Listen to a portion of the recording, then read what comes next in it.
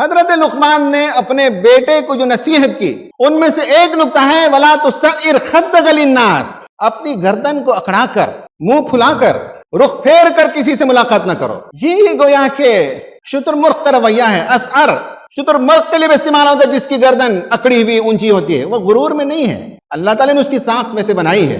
لیکن ایک انسان اگر شتر مرغ کی گردن بنا لے، اکڑ دکھائے، چہرہ پھلائے، منہ موڑ کر بات کرے، تو یہ ہے نارسسزم، یہ ہے خود نمائی، یہ ہے خود پرستی، یہ ہے کبر۔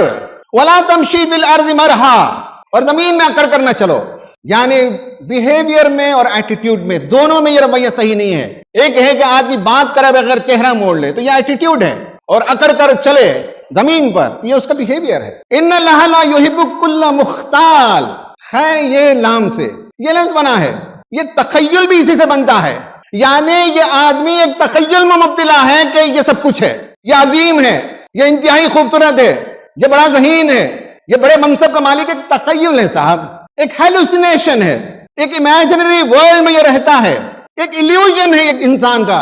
قرآن نے جو لفظ استعمال کیا مختال، اس میں یہ لفظ ہے کہ تخیل ہے اس فرد کا، اس کی کوئی حقیقت ہی نہیں ہے۔